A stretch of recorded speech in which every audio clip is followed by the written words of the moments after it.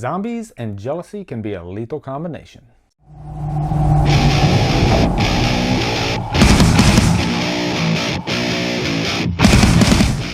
Here Alone stars Lucy Walters, Shane West, and is directed by Rod Blackhurst. What's up, guys? Before I get into this review, just so you know, you can watch this on Netflix right now. Just go over to Netflix, type in Here Alone, and there it is. I think this just came to Netflix. I looked on my my list, as I always do, and under new releases, this popped up.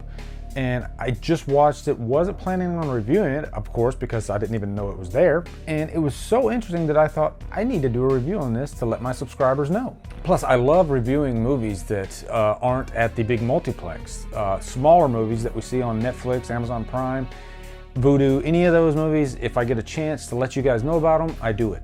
So anyway, here we go with Here Alone. Now, Here Alone is a zombie/virus film. Right at the beginning of the movie, we see the main character, Anne, played by Lucy Walters, and she is covered in mud, and it's obvious that she's hiding from the zombie threat.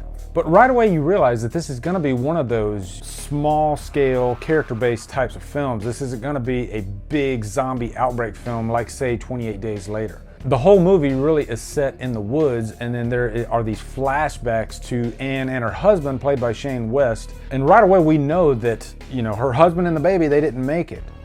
But it's nice that throughout the movie, you know, we see her surviving, you know, living in the wild. And the reason she's doing that is because her husband told her that that would be the safest place to survive, in the woods. And so he teaches her all these survival tricks, how to hunt, get food, combat training, all that stuff. But then along comes these two travelers, Olivia and Chris. Olivia is Chris's stepdaughter. And Chris's motto is, we need to keep moving. If we stay put, then we are dead. So we have to constantly keep moving. And this is where the story gets interesting, though. It's been a year since Anne's husband and child died. She's been living out in the woods for a year. And she's really a beaten down, broken woman. And so here comes these two people, and this is an opportunity for her to actually have somebody to talk to. And eventually this movie turns into kind of a love triangle. The stepdaughter, you can tell, has feelings for Chris, but then Chris has feelings for Anne.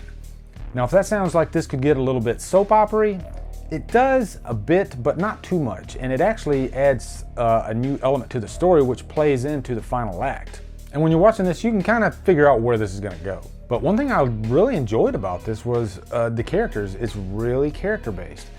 I like movies that, you know, for a good hour and a half, 2 hours, you get invested in characters, they peel back the layers bit by bit, relationships are formed, all that good stuff, and this movie does it really well. Rod Blackhurst does a great job of making these feel like real people, not like heroes and villains. There are people in this movie that make decisions that could be considered bad, but because of the way these characters have been built, you don't see it as that. You just see it as human nature. Also, this is a zombie movie, but you see very little of these creatures in this movie, which I found refreshing. It didn't depend on, you know, showing the zombies every so often, kind of like The Walking Dead does, to keep you interested.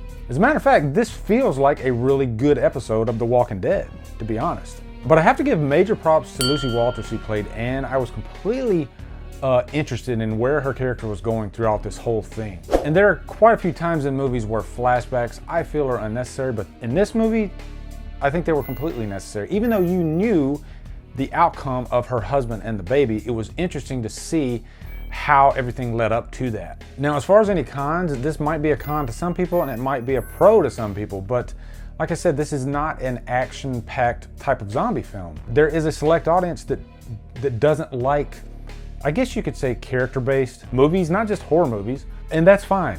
It's not gonna be for everybody, but I was really invested in these characters. At times it reminded me of Z for Zachariah a bit, because that movie had a similar premise, but I think I liked this one actually better than that movie because I was more invested in these characters. And for most of the movie, I was thinking this is probably a high humdrum, but then I really liked where it went in the final act, up to right before the credits rolled. I was really invested, loved how it ended, so I'm gonna give it a purchase worthy. It was actually a pretty decent zombie film. And I don't really consider this a zombie film, even though there are zombies in it. This is more of a character-based film that just happens to have zombies. So I think if you look at it as that when you watch it, you'll appreciate it more. So anyway, guys, what are your thoughts on Here Alone? Looking forward to hearing them. Also, come over to Kill Flicks, where we talk horror all day, every day, and on Fridays we do Free For All Fridays. Follow me at Drumdums on Facebook, Twitter, Instagram, and Letterboxd. If you like what I'm doing, please hit that subscribe button. I'd really appreciate it. Anyway, guys, thank you so much for watching. Have a great day, and Drumdum out.